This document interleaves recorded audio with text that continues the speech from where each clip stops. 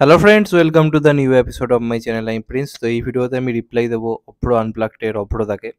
এবার সত্যি কথা বলতে গেলে রিপ্লাই মানে এমন নয় যে মানে যেরকমভাবে বাকিরা একে ওকে রিপ্লাই দেয় ওই ধরনের রিপ্লাই ভিডিও এটা হবে না। আমি কিছু পয়েন্ট নিয়ে কথা বলবো এবং সেই কারণে এটাকে রিপ্লাই ভিডিও বলছি। বেসিক্যালি অভ্রতার ভিডিও আমি দেখি, অভ্রতার চ্যানেল আমি ফলো করি এবং চ্যানেলের গ্রোয়িং সত্যি কথা বলতে গেলে মারাত্মক হচ্ছে।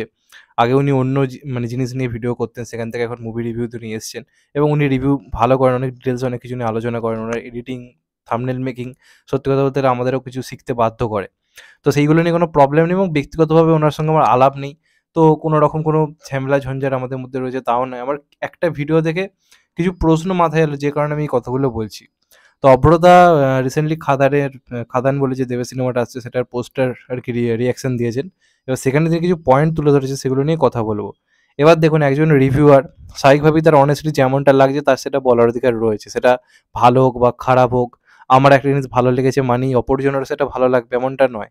বা আমার কিছু একটা খারাপ লেগেছে মানেই অপরজনেরকেও খারাপ লাগতে হবে। আরেকজন ভালো বলছে মানেই সে ভুল বলছে, এমনটা কিন্তু ভাবাটা ভুল। কিন্তু রিভিউ এবং নেগেটিভিটি মানে কি বলবো মানে কি বলবো নেগেটিভিটি ছড়িয়ে দেওয়া, এই দুটোর মধ্যে পার্থক্যটা কিন্তু রয়েছে। আমি সারাক্ষণ যদি নেগেটিভ ভাবি তাহলে আমার চারপাশে শুধু নেগেটিভ ঘটনাই ঘটবে। তো উনি যে রিভিউটা করেছেন, রিভিউতে ভালো খারাপ দিক নিয়ে আলোচনা কম, নেগেটিভ ভাবনা যেন বেশি আমার মনে হলো এবং সেই নেগেটিভ ভাবনা কিন্তু আমাদের এই ইন্ডাস্ট্রির জন্য খুব ক্ষতিকারক। সত্যি কথা বলতে গেলে খুব ক্ষতিকারক। এবার আপনারা বলতে পারেন যে আজকে যদি কোনো অনির্বাণ ভট্টাচার্য সিনেমা বা উইন্ডোজের কোনো সিনেমা বা এই যে সৃজিত মুখার্জির কোনো সিনেমা হলে আমি এরকম কথা বলতাম কিনা। সত্যি কথা বলতে গেলে বলে লাভ ছিল না। কারণ আমি আজকে খাদান নিয়ে কেন কথা বলছি, কারণ খাদান একটা মেইনস্ট্রিম কমার্শিয়াল কাজ। এবার বাংলাতে অন্য ধরনের যে সিনেমাগুলো হয় সেগুলোর অডিয়েন্স এবং কমার্শিয়াল সিনেমার যে অডিয়েন্স, দুটোর মধ্যে একটা বিস্তর ফারাক এখন দেখা যাচ্ছে। কারণ অন্য ঘরানার যে সিনেমাগুলোর যে অডিয়েন্স রয়েছে তারা কিন্তু খুব লয়াল। তারা তাদের মতো যে সিনেমাগুলো হয় সেগুলো কোনো বলিউড বা হলিউড সিনেমার সঙ্গে কম্প্যারিজন করা বা সেগুলোর মানে নাও খুদবার করা, এই জিনিসটা তাদের মধ্যে নেই। তারা কিন্তু দেখতে যায়।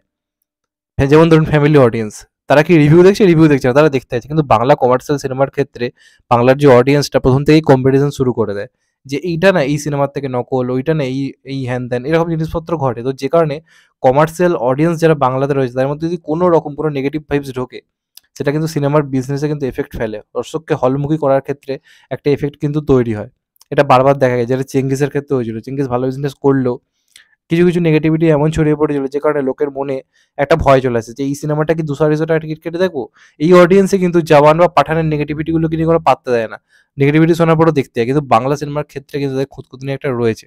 তো সেক্ষেত্রে এখন রিভিউর ক্ষেত্রে নেগেটিভিটি ছড়ানোটা অনেক ভেবেচিন্তে করা দরকার। কারণ সেই রিভিউর আমি যে ভিডিওটি নিয়ে কথা বলছি সেখানে রিভিউ কম, নেগেটিভ পয়েন্ট আমি বলবো না, নেগেটিভিটি জিনিসটাকে অনেক বেশি মানে গুরুত্ব দেওয়া হয়েছে। যেমন ওখানে একটা বক্তব্য যেটা আমি দেখতে পেলাম, যেটা অভ্রতা যেটা বলছে যে এখন বাংলাতে ভালো কমার্শিয়াল সিনেমা হচ্ছে না, এখন বাংলার অডিয়েন্স জওয়ান পাঠান এই সমস্ত সিনেমা দেখে নিয়েছে, তো সেটার কম্পারিজন কি খাদান হতে পারবে?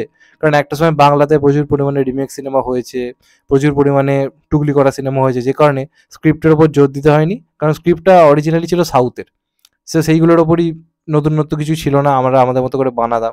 তো এখন অরিজিনাল স্ক্রিপ্ট কতটা ভালো হবে সেটা নিয়ে তিনি একটা সংশয় প্রকাশ করছেন। দেখুন, পয়েন্টটা ভুল নয়, এই কথাটা কিন্তু লজিক্যালি ঠিক, আমি বলছি না ভুল। কিন্তু একটা কথা আপনাকে ভেবে দেখতে হবে, আমি যদি আগে থেকেই নেগেটিভ ভাবি তাহলে আমার সব কিছুই নেগেটিভ ঘটবে। একজন ছেলে ধরুন সরকারি চাকরির পড়া পড়ছে, এবার আমাদের রাজ্যে চাকরির অবস্থা খুব খারাপ। এবার তার গার্জিয়ান যদি কানের কাছে সারাক্ষণ বলে যায় যে পড়ে কি হবে রে ভাই, এ রাজ্যে চাকরি নেই, দরকার নেই, তাহলে সে তার তার মানে মোটিভেশনটা কোথায় কমে যাচ্ছে বুঝতে পারছেন? সে ডিমোটিভেট হয়ে পড়বে। তার মানে বাংলাতে এই যে কমার্শিয়াল মার্কেটটাকে জাগাতে গেলে সবার আগে আমাদের সাপোর্ট দরকার। আগে থেকেই আমরা যদি ভেবে নিই যে মৌলিক গল্পে কাজ ভালো হবে না, আগে থেকেই আমরা যদি ভেবে নিই যে এই জিনিসটা সেই জিনিস তৈরি করতে পারবে না যেটা জওয়ান পাঠানের ক্ষেত্রে হচ্ছে, তাহলে সেটা খুব বড় প্রবলেম। কারণ আমরা যদি ফার্স্ট থেকেই নেগেটিভ ভাবি তাহলে যেটা বললাম যে সবকিছু নেগেটিভ ঘটবে। এটা আপনার এই ভিডিও, আপনার 1,05,000 একজন সাবস্ক্রাইবার হন আপনি চ্যানেল, আপনার এই বক্তব্য হয়তো দেখছে 20,000 জন, তার মধ্যে 12,000 জনের কিছু যায় আসবে না, তারা তাও হয়তো দেখতে যাবে, তো 8,000 জনের কিন্তু যায় আসবে। এই যে 8,000 জনের যায় আসবে তাতে কিন্তু বিজনেসে একটা ইফেক্ট পড়বে। আজকে পাগলু বা রংবাজ ওগুলো কিন্তু এই 8,000 জন দর্শকও দেখতে গেছে কোনো রকম খুঁতখুঁতনি ছাড়া। এবং এই কারণেই কিছু কিছু দর্শক রয়েছে এখন যারা মানে বাংলা সিনেমা জোর করে করে নেগেটিভ পয়েন্টগুলো তুলে ধরে নিজেকে কুল ভাবে। এটাই হচ্ছে এই অডিয়েন্সরাই কিন্তু মানে বাংলা কমার্শিয়াল সিনেমার পতন আমি মনে করি খুব বড় একটা মানে মানে সমস্যা আমার এটা মনে হয়। তো এটা গেল ওনার একটা পয়েন্ট। আরেকটা উনি যে পয়েন্ট বলছেন যে এই পোস্টারে দেব যে দাঁড়িয়ে রয়েছে সেটা দেখে পুরোপুরি ফটোশপ লাগছে, সেটা দেখে কোনো রকমই একটা সেই অরিজিনালিটি ব্যাপারটা নেই। তাহলে ভাই কনসা পোস্টার থেকে কনসা সবকিছু মানে অরিজিনাল লাগে, বা সব বেশিরভাগ পোস্টারই তো, এবং উনি ক্লিয়ারলি বলে দিচ্ছেন এটা ফটোশপের মাধ্যমে তৈরি। উনি হয়তো টেকনিক্যাল দিক দিয়ে হয়তো আমার থেকে অনেক এগিয়ে রয়েছেন, কিন্তু এই পোস্টারটায় কোথায় খামতিটা রয়েছে? উনি বলছেন দেবের এক্সপ্রেশন দাঁড়ানো, এগুলোর মধ্যে এমন কিছু আহামরি ব্যাপার নেই। তো একটা পোস্টার দেখে তো এটা বিচার করে দেওয়া ভুল যে যে এইটা দেব ঠিকঠাক পারবে না, বা এই পোস্টারটার মধ্যে অনেক খামতি রয়েছে। এটা গেল একটা জায়গা। আরেকটু উনি যেটা বলছেন যে দেবের উচ্চারণ এতটাই খারাপ যে এই সিনেমায় যেহেতু দেব আঞ্চলিক ভাষা ইউজ করবে, তাহলে সেটা তো দেব আরও খারাপ করবে। উনি আগে থেকেই বুঝে যাচ্ছেন যে দেব খুব বাজে উচ্চারণ করবে, দেব খুব বাজে ভাষা বলবে। আর আমি একটা জিনিস মনে করি, দেব উচ্চারণে যা পরিবর্তন ঘটিয়েছে সেটা দেখার মতো। আজকে পাগলু বা বলো না তুমি আমার সময় দেবের উচ্চারণ, আজকে প্রধান দেখার সময় দেবের উচ্চারণ আকাশ পাতাল পার্থক্য। আমার মা বাবা পর্যন্ত বলছে যে দেবের উচ্চারণ কিন্তু পাল্টেছে। এবার সেটা টাইম লাগে পুরো 100% পাল্টানো। আর উচ্চারণ যাদের ভালো, অনেক অনেক দেবকে বাদ দিই, দেবের উচ্চারণ আমি মেনে নিচ্ছি খারাপ। দেবের থেকে ভালো উচ্চারণ করা বহু হাজার হাজার অভিনেতা, আমি হাজার হাজার বাদ দিচ্ছি, 10-15 জন অভিনেতা বাংলায় রয়েছে। তাহলে কেউ কেন 3 বছরে নাম্বার ওয়ান পজিশনটা পেলো না? কেন দেবই দেখতে পেরেছে? অর্থাৎ উচ্চারণটা কিন্তু এখন সব নয়। আপনি কন্টেন্ট কি আনছেন, আপনার স্ক্রিন প্রেজেন্স কতটা, আপনি কতটা ভালো বুদ্ধি খাটিয়ে প্রমোশন করছেন, এই সব কিছুর ইম্পর্টেন্স এখন সব থেকে বেশি। এবং দেব এই সব কটাতে এখন পাস মার্কস কিন্তু পাচ্ছে, যে কারণে দেবের উচ্চারণ নিয়ে প্রশ্ন ওঠা আজ থেকে 3-4 বছর আগেই বন্ধ হয়ে গেছে। যে কারণে গোলন্দাজেও দেখুন দেখবেন দেব কিন্তু একটা বাঙালি ফুটবলারের চরিত্রে একটা আগেকার দিনের লোকের বাংলা উচ্চারণ দেখার মতো হতো, কিন্তু দেবের উচ্চারণ নিয়ে সেখানে কিন্তু প্রশ্ন ওঠেনি। কারণ দেবের পারফরমেন্সই এমন হয়েছে, দেবের উচ্চারণটা একপাশে হয়ে গেছে। তো এইখানটার ক্ষেত্রেও যে আগে থেকে যে বলে দেওয়া যে দেব যেহেতু আঞ্চলিক ভাষা ব্যবহার করবে, দেব বাংলায় ঠিক মতো বলতে পারে না, আঞ্চলিক ভাষা কি করে বলবে, এই কথাটা নিয়ে আমার আপত্তি রয়েছে সত্যি কথা বলতে গেলে। এটা দেবের ভালো চাওয়া নয়, এটা আগে থেকে নেগেটিভিটি ছড়িয়ে দেওয়া দর্শকের মনে, যে দেব তো উচ্চারণই করতে পারে না। দেব তো এইভাবে কিন্তু দর্শকের মনে কিন্তু ব্যাপারটা এইভাবে ঢোকে যে দেব, হ্যাঁ এই লোকটা তো ঠিক বলছে, দেব তো উচ্চারণই করতে পারে না, তো কি করতে দেখতে যাবো?